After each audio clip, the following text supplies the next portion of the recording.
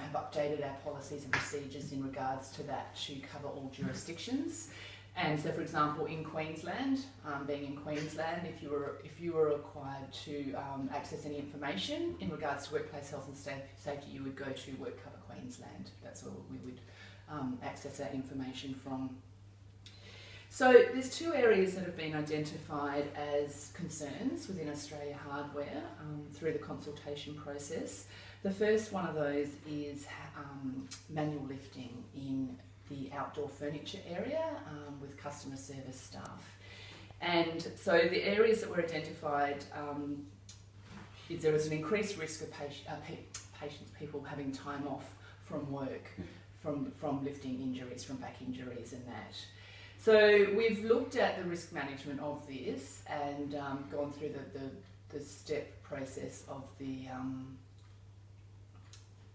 eliminate, substitute, isolate, engineer and administrative.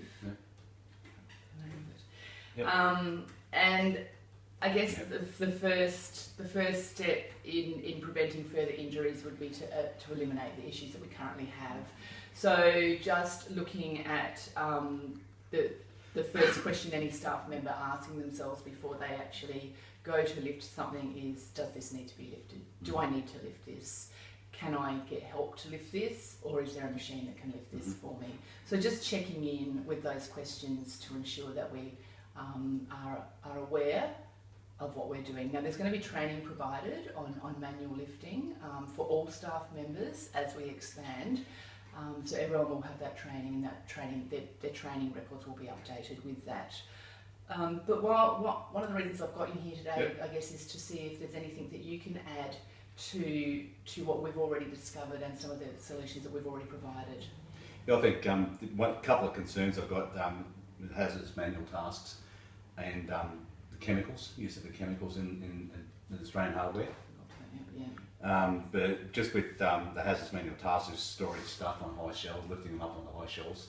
There's been we've been doing that a bit, so that's a bit dangerous, I think. So okay, well that makes a really good point, and I guess it's another area that we can look at through our risk management matrix and identify a resolution to stop that from happening. So I'll make a note of that. Thank you very much.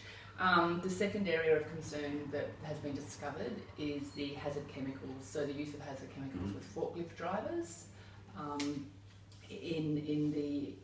other hazard chemicals within the store. So in consultation, once again, areas that were identified that we can already change is we can eliminate anything toxic that doesn't need to be there that is toxic, so we can replace them with some more cleaner type products. And also ensuring that we have safety data sheets completed for each hazard chemical that is in stock in the store and is currently used in store. The other thing, of course, once again, we will be having training because there is the protective equipment that should be worn with anyone dealing with hazard chemicals, so that the training will be done on that.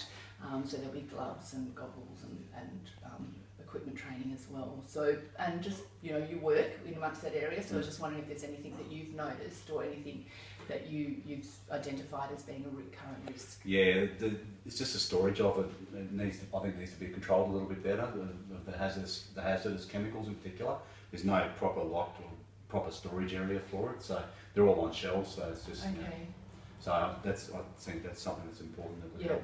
Yeah, that's definitely an area that we could have a look at, because it makes sense for only those that are using it be able to access it, and then having it in a locked area with a safety data sheet attached would be. But that's the main thing that I've noted that works. So. Yeah. Okay. Look, thanks for your input today. That's right. We really value input, and as I said, Australian Hardware as a company really values your workplace health and safety.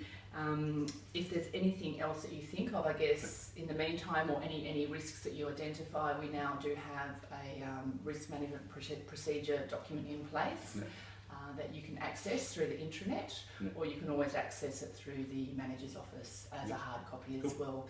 So once again, if you have anything you want to report or anything you identify, please don't hesitate to contact us, and we'll follow up on it. Thanks very much. It's great for your help. Thank you. Bye. Thanks, Judy.